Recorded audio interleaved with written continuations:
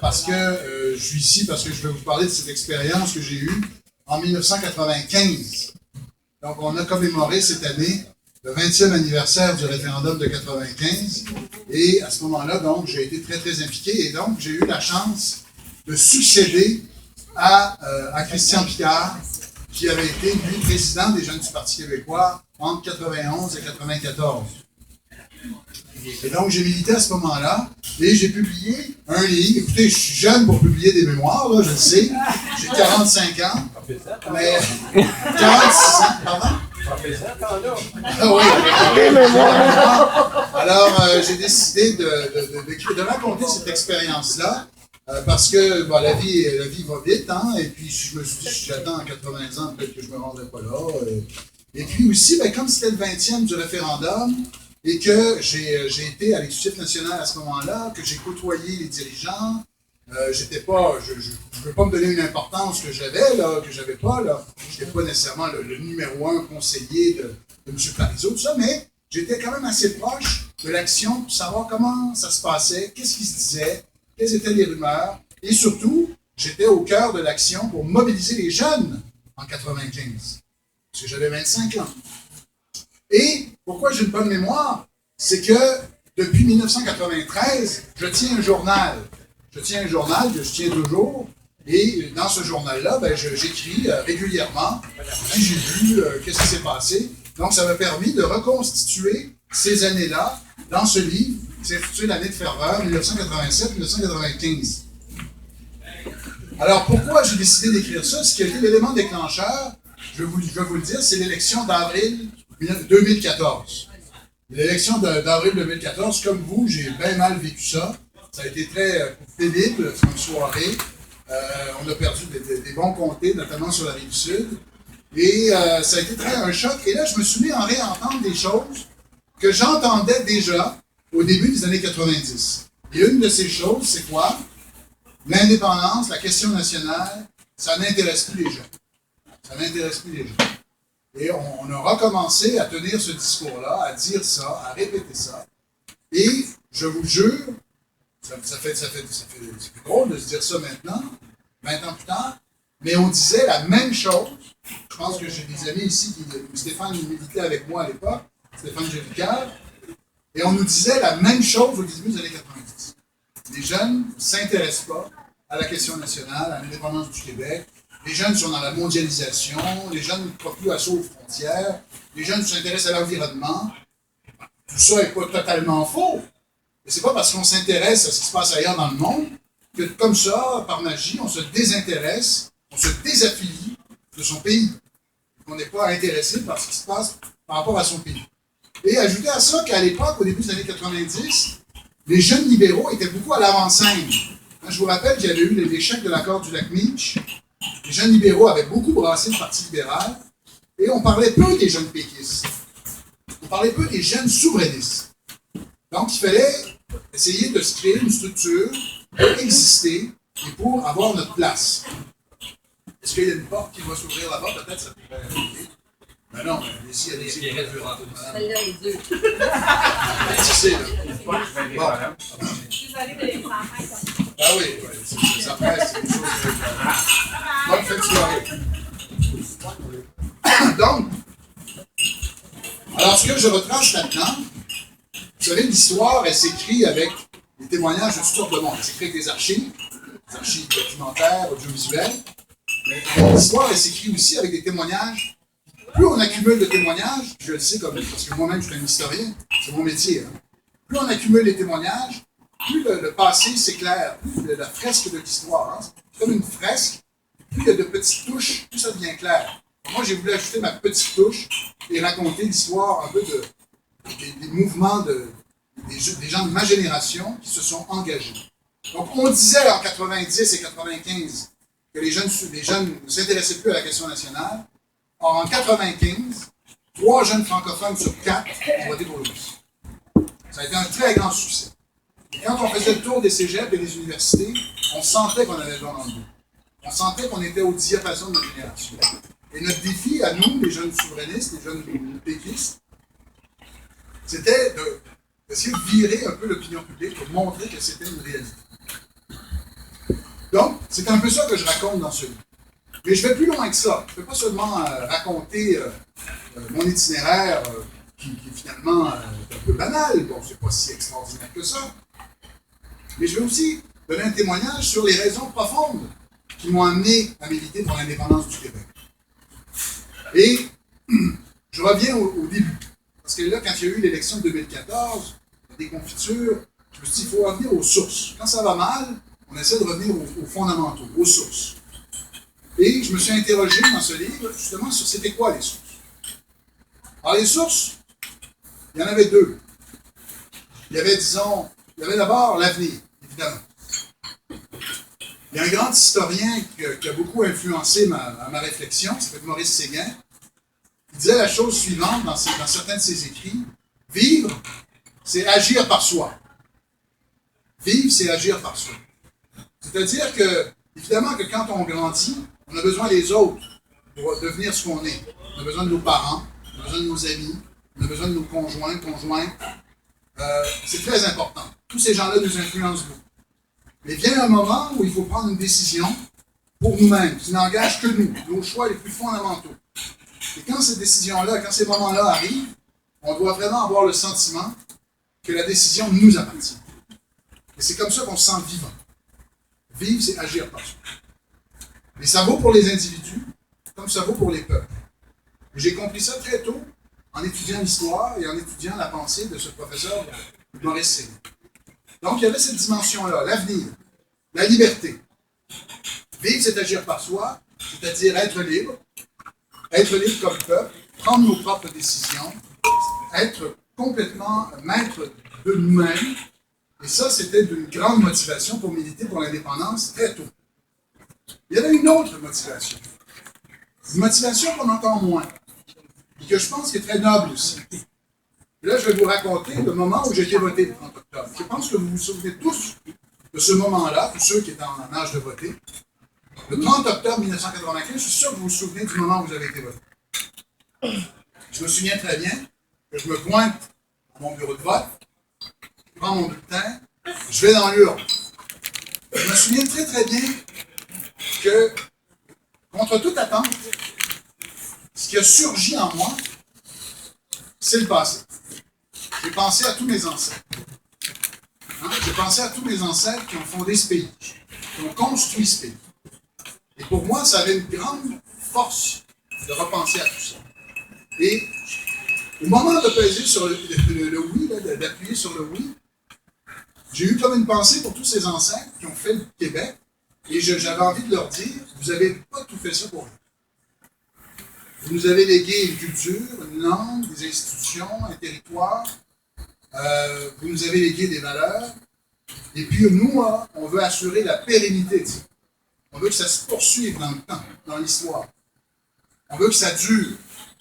La meilleure façon que ça dure, c'est de doter le Québec d'un État. Et c'est monté en moi sans même que j'y pense. Et c'est ce que je raconte aussi dans ce livre. Donc, autrement dit, militer pour l'indépendance, pour moi, c'était évidemment militer pour la liberté du peuple québécois, sa capacité à prendre ses décisions pour lui-même dans l'avenir, mais c'était aussi, en ce qui me concerne, une fidélité aux ancêtres, une fidélité à ceux, un devoir de mémoire, une fidélité à ceux qui avaient construit ce pays, dans des conditions incroyables, quand on y pense. Moi, je repense avec toujours énormément d'émotions, et là, c'est là que je vais faire un croche sur la Nouvelle-France. Je pense toujours avec énormément d'émotions à ces 14 000 pionnières, à l'origine de qui, on est tous les descendants de ces 14 000 personnes qui sont venues dans des conditions, je veux dire, vraiment difficiles, un territoire vierge, dans des conditions d'hostilité avec j'allais dire nos amis iroquois. À ce moment-là, ce n'était pas trop nos amis, mais les Iroquois, qui étaient les ennemis de nos amis. Alors moi, je suis souvent pris par l'émotion quand je pense à l'aventure de ces gens-là et à leur opiniâtreté, à leur résilience. Le mot est à la mode, mais c'est vraiment le mot. Leur abnégation, leur courage. Moi, j'ai beaucoup d'admiration pour ça. Et donc, de voter pour le oui, de dire oui à l'avenir à la souveraineté du Québec, c'était d'une certaine façon leur rendre hommage. Donc, c'était ça pour moi, revenir aux sources. D'ailleurs, un de mes livres s'intitule « Recours aux sources ». Donc, c'est recourir aux sources pour mieux avancer. Mais, en même temps, une fois qu'on a une idée, une fois qu'on a un projet, une fois qu'on croit en quelque chose, une chose que j'ai compris aussi assez rapidement, et je ne vais pas vous retenir trop longtemps, c'est que les idées, ça ne marche pas tout seul dans la rue.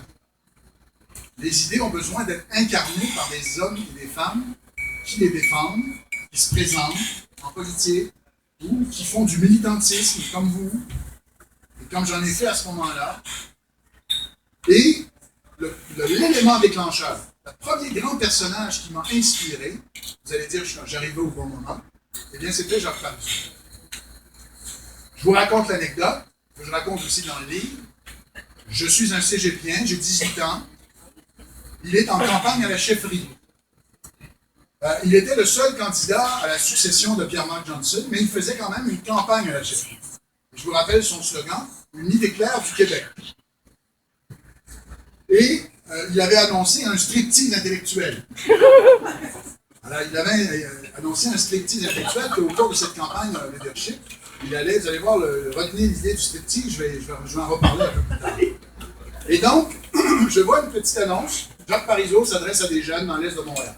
J'étais de l'Est de Montréal, je me pointe. Et il est en retard. Donc là, il y a d'autres personnes qui réchauffent la salle. Finalement, il arrive. Il arrive. Le Jacques Parizeau que j'avais vu à la télévision, j'ai 18 ans, on est en 88, il est très impressionnant. Il avait encore à ce moment-là son 3 pièces. C'était le Jacques Parizeau d'avant Lisette. Il avait une coupe de cheveux, il avait presque sa montre. Bon. Il avait l'air d'un banquier suisse, davantage que d'un chef indépendantiste. Il arrive au micro et il nous parle pendant à peu près une demi-heure des frais de scolarité. Je parle à des jeunes, les jeunes vont à l'université. Il y avait à ce moment-là une rumeur comme quoi le gouvernement Bourassa allait dégeler les frais de scolarité déjà. Ils étaient engorgés depuis les années 60 et ça s'est produit en effet en 1989. Et là, pendant une demi-heure, il nous parle de gratuité scolaire, de c'était bien, c'était pertinent. Mais en même temps, on n'était pas là pour l'entendre parler des droits de scolarité. Tous les jeunes indépendantistes fougueux, on voulait entendre parler d'autre chose. Alors donc, il fait un long, il parle de frais de scolarité. Voilà, merci. Et justement, le verre d'eau est important, le timing est excellent. Parce que là, M. Parizeau prend un verre d'eau. C'est vrai, hein, c'est un hasard, c'est pas arrangé que le début. M. Parizeau prend un verre d'eau, et pendant qu'il prend un verre d'eau, il y a un jeune homme du fond de la salle qui dit « Il y a la souveraineté dans tout ça, M. Parizeau. » M. Parizeau arrête. Il est frustré, il se interrompt, c'est pas poli. Alors il met ses deux mains sur le lutrin de toise, au fond de la salle. Il dit justement, j'y arrive. J'y arrive. C'est le titre de mes chapitres, j'y arriverai. Exactement. Alors quand il a dit j'y arriverai, il y a eu une sorte de décharge électrique et je sentais la conviction de cette. Je sentais une conviction profonde. Je sentais qu'il était là pour ça. Après ça, il nous a fait un long plaidoyer pour l'indépendance du Québec. Bien honnêtement, je n'ai peut-être pas appris énormément de choses, mais j'ai senti la conviction. J'ai senti que cet homme-là aurait pu faire toutes sortes de choses dans sa vie. Il peut être un économiste brillant à la Banque du Canada, il aurait pu être un professeur brillant, il l'avait déjà été, il aurait pu faire mille autres choses. Et il avait décidé de donner le meilleur de lui-même à cette cause. La cause de l'indépendance. Ça, c'est une chose qui m'avait beaucoup frappé. Et ce jour-là, j'ai pris ma carte. Et ce jour-là, j'ai décidé de militer, oui, pour l'indépendance, mais de suivre un homme qui l'incarnait, qui incarnait une grande cause. Mais ce que aussi j'ai noté, ce qui a été pour moi une grande révélation, à suivre Jacques Parizeau, parce que de fil en aiguille, donc j'ai commencé à militer, j'ai créé une cellule de mon cégep, et vous allez voir, alors là, je crée une cellule, vous allez voir le lien avec le striptease, je crée une cellule du PQ dans mon cégep, Et là, j'ai l'idée d'inviter Jacques Parizeau. C'était mon idole, je voulais passer une journée avec lui, le présenter à mes amis. Bon. Alors, il accepte. Je parle à Jean Royer. Monsieur Royer, est-ce qu'on peut inviter M. Parizeau? Jean Royer dit ouais, bang, il raccroche. Ça, c'était Jean Royer. Alors, c'est un homme qui ne parlait pas beaucoup au téléphone. Monsieur Parizeau vient, et là, le problème avec le striptease, c'est que j'avais fait une banderole pour attirer l'attention des cégepiens. Et vous vous souvenez du slogan de la gomme Clorets? C'est un peu plus fort, mais c'est plus que du bonbon. Hein? La gomme Clorets. Là, on avait fait un slogan, c'est un peu plus gros, mais c'est plus que du boubou. Boubou pour Bourassa. Et on l'avait mis en boxer short, avec pas rasé, et là, le striptease commence. Alors là, évidemment, j'étais un peu nerveux, parce que quand il est passé proche de la banderole, j'ai essayé d'attirer son attention sur autre chose, pour pas qu'il voie la banderole. Donc, j'ai cheminé dans les instances du parti, et en 1994, j'ai cheminé jusqu'à devenir le président de la jeunesse, et donc, à ce titre-là, j'ai siégé à l'Exécutif national, je l'ai mieux connu, je l'ai vu agir, je l'ai parfois côtoyé, et donc j'ai été impliqué dans la mobilisation des jeunes pour le groupe. Et ce que j'ai retenu de Jacques Parizeau, l'homme politique, je vous laisserai là-dessus, c'est que Jacques Parizeau avait une détermination de faire pour réaliser l'indépendance. Indéniablement. On est d'accord là-dessus. Et quand on prend du recul, on est obligé d'admettre que Jacques Parizeau a été aussi un homme de compromis. C'est un homme qui a été capable de s'adapter aux circonstances dans les moments critiques.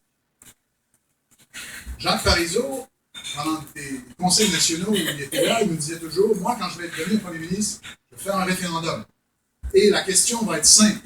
Voulez-vous que le Québec devienne un pays en date de? C'est ce qu'il nous avait répété à tous les conseils nationaux. Il faut dire qu'à ce moment-là, l'indépendance était à 65%, c'était après la chute de l'accord du Lac-Winch. On atteignait des taux presque énormes. Hein? En 91, 92, c'était incroyable. Hein? L'indépendance était très haut dans les sondages. Ah, ça fait longtemps qu'on n'a pas vu ça. Mais donc, c'était crédible de dire on marche et puis on y va. Et là, on avançait dans le temps et malheureusement, les sondages baissaient, les Québécois oubliaient. Oui, on était frustrés là, après l'accord du Lac-Winch, mais la vie continue. Un peu comme ce qui s'est passé après la commission Gomery. Hein? On oublie, les choses s'émoussent, on retourne vaquer à nos occupations. Bon. Alors là, on est élu en 94. On est élu avec quel slogan? Exactement, l'autre façon de gouverner. L'autre façon de gouverner, ça ressemble au bon gouvernement de 1976 de René Lévesque. Je vous dis ça parce qu'il y avait une tension au Parti québécois, qui existe peut-être un peu encore, mais beaucoup moins, entre ceux qui étaient, disons, on les appelait les étapistes, hein, Lévesque, Claude Morin, et ceux qui étaient les vrais, là, ceux qui voulaient, on pèse sur le gaz, puis on y va. Oui, exactement. Sauf que là, au moment critique, là, on arrive en 94, le slogan de Jacques Parizeau, c'était pas « on fait l'indépendance », l'indépendance demain, c'était l'autre façon de gouverner. Donc, c'était le même slogan, finalement, en 80. Pourquoi? Parce qu'on savait que pour gagner, il fallait jouer sur le terrain de l'adversaire, il fallait critiquer le gouvernement, l'héritage du gouvernement libéral. Et dire, en même temps qu'on disait ça, il faut, évidemment, parler d'indépendance, on est dans une nouvelle séquence. Donc, il a fait ça. Une fois qu'il est devenu Premier ministre, qu'est-ce qu'il a fait? Est-ce qu'il s'est braqué? Non. Il a signé l'entente du 12 juin. L'entente du 12 juin, je vous rappelle ce que c'est, là. On avait à la même table Mario Dumont, Lucien Bouchard et Jacques Parizeau. C'est quand même incroyable. Mais qu'est-ce qu'elle disait, cette entente du 12 juin? Elle disait la chose suivante. Le référendum va être déterminant. Donc, on n'est pas comme en 80, là. On fait un référendum, puis on revient vous voir pour aller plus loin. Non. Si on a un oui, on peut aller de l'avant avec une motion pour déclarer unilatéralement l'indépendance. On peut l'avoir. On a ce pouvoir, comme Assemblée nationale. Mais avant d'en arriver là, on va lancer des négociations avec le Canada anglais. Et on va essayer de faire une nouvelle entente politique et économique. Autrement dit, une ultime dernière chance. Et ça, c'était voulu par Dumont, évidemment, et Bouchard. On leur donne une ultime chance. Et si ça marche, si on négocie une entente, une espèce de nouveau partenariat à l'européenne, avec le Canada anglais? Eh bien, première chose qu'on fait, c'est qu'on déclare l'indépendance, on est un pays souverain, et le premier traité qu'on signe, c'est ce traité de partenariat avec le Canada. Mais on est indépendant. Et si ça ne marche pas, si à l'intérieur, si après un an, on n'est toujours pas arrivé à une entente, eh bien, on déclare l'indépendance et on continue les négociations en vue, éventuellement, d'un partenariat économique avec le Canada anglais. Moi, je reviens dans mon livre sur cette entente du 2 juin parce que je trouve qu'elle est vraiment brillante. Je trouve que c'est une entente que tous pouvaient signer la tête haute. Tous avaient mis de l'eau dans leur vin. Et pourquoi je vous parle de ça, c'est que quand je regarde la conjoncture actuelle, où on a une opposition divisée, où on est incapable de trouver une alternative unie pour faire face à Philippe Couillard, qui est le plus trudeauiste des premiers ministres québécois qu'on a eu dans notre histoire, moi, je suis très inquiet. Je pense que c'est bien de se rappeler qu'à des moments critiques, Jacques Parizeau a été capable de faire de grands compromis. Est-ce qu'il a fait des compromissions? Non. Il est resté fidèle à ses convictions. Puisque même si on avait une entente de partenariat, on avait l'indépendance. Et il a su manœuvrer avec les autres chefs pour en arriver à une entente. Ça prouve quoi? Et à l'époque, ce que je raconte, c'est que moi, évidemment, du haut de mes 25 ans, avec toute ma sagesse et ma science et mon expérience, j'avais publiquement contesté cette entente du 2 juin. J'avais dit que c'était pas bon, parce que je prenais la pause de l'indépendantisme. C'est vrai, je ne trahis pas ses conditions. Eh bien, quand je regarde 20 ans plus tard, c'est moi qui avais tort, bien sûr, et quelques autres. Mais M. Parizeau et tous les chefs du camp du oui avaient absolument raison d'avoir fait ça. C'était une belle entente, une grande entente. Une entente qui faisait en sorte qu'on pouvait aller de l'avant, qui correspondait avec le vœu d'une grande majorité de Québécois, en tout cas de Québécois francophones. Donc voilà ce que j'ai retenu. Évidemment, je raconte plein d'autres choses dans mon livre. Je vous laisse le soin de le découvrir, si vous voulez. J'en ai quelques exemplaires. Mais je voulais, moi, en tout cas, revenir avec ce récit pour revenir au fondement de mon indépendantisme, de ma conviction que l'indépendance est la bonne chose pour le Québec. Mais en même temps, voir que, malgré toute la conviction forte de Jacques Parizeau, il a su faire des compromis. Je conclue. Et maintenant, vous me dites, maintenant où on s'en va? On s'en va où? Je me suis penché sur cette question-là dans le livre. Je ne peux pas vous laisser comme ça. Puis, même j'ai beau être historien, je sais que c'est une question qui nous hante tous et toutes. Et maintenant? Alors, je vais vous dire honnêtement, je ne vais pas faire semblant, je vais vous dire la vérité en ce qui me concerne. Ça dépend des matins. Ça dépend des matins. Il y a des matins où je suis un peu plus sombre, où je me dis peut-être que j'ai assisté à la fin d'un cycle historique. Il m'arrive de penser ça. Et je me souviens de cette phrase de Gaston Miron. Gaston Miron, le début de son je ne suis pas revenu pour revenir, je suis arrivé à ce qui commence. Me voici en moi comme un homme dans une maison qui s'est faite en son absence. Je te salue, silence. Je ne suis pas revenu pour revenir, je suis arrivé à ce qui commence. C'est beau. Eh bien, moi, en 1995, à 25 ans, j'avais une conviction absolue que j'arrivais à ce qui commence. Tout était là pour me le montrer. Son âge, l'élan politique. Dans mes mauvais moments, je me dis peut-être que j'ai assisté non pas à ce qui commence, mais à ce qui se termine. Peut-être que j'ai assisté à la fin d'un cycle historique. Que ça va revenir plus tard, un jour. Ça, c'est les mauvais matins. Et là, je me dis à ce moment-là, je vais essayer d'être un bon historien, écrire des livres sur l'histoire, pour rappeler, raviver la mémoire des Québécois, etc. Mais il y a d'autres matins où je me rappelle aussi, mais comme historien, que l'histoire n'est pas écrite à la fin. Que l'histoire est faite de hasard, de retournement. C'est ce qu'on appelle la contingence de l'histoire. L'histoire n'est pas écrite à l'avance. Tous ceux qui vous disent c'est terminé, ben, méfiez-vous. Je vous donne deux exemples. Je vais vous donner l'exemple des Polonais. Les Polonais n'avaient pas de nation depuis 2 siècles. Parce que la Pologne, c'est une plaine. Ils ont toujours été envahis, soit par les Russes, soit par les Autrichiens, soit par les Allemands, c'est une plaine. Alors que, par exemple, les Roumains vivent en haut des Carpates, c'est beaucoup plus difficile à conquérir la Roumanie. Mais la Pologne, c'est une plaine. Alors, ils ont toujours été... Alors, depuis 2 siècles, à part un petit duché sous Napoléon, parce qu'il y avait une très jolie femme qui avait su séduire Napoléon, mais à part le petit duché sous Napoléon, la Pologne n'avait pas d'existence propre. On est en 1917-1918, et là, il y a un président américain, Woodrow Wilson, qui décide de faire renaître les nations en Europe. C'est le principe des nationalismes. Et donc, il y a un traité, Versailles, 1919, la Pologne renaît. Alors, j'ai lu un livre de Margaret Macmillan, je vous invite à le lire, 1919. Elle raconte toutes les discussions sur le traité de Versailles. Elle raconte l'euphorie incroyable de la délégation polonaise, qui ne l'avait absolument pas vu venir. 2 ans auparavant, c'était un territoire, vous savez, dépecé par toutes les grandes puissances. Et 2 ans plus tard, c'était une nation. Le hasard, le retournement, la contingence. Ça, c'est l'histoire. Un autre exemple, l'Allemagne. Il y a eu un grand colloque en 1986 pour dire que l'Allemagne, telle qu'elle était, l'Est et l'Ouest, allait durer encore au moins 100 ans. Et il y avait la fine fleur des intellectuels allemands là, qui participaient à ce colloque. La guerre froide était là pour durer, etc. 3 ans plus tard, chute du mur de Berlin. 4 ans plus tard, unification de l'Allemagne. Une vitesse inouïe. L'histoire est faite de retournements. Imprévisibles. Qui aurait pu prédire l'échec de l'accord du lac Meach?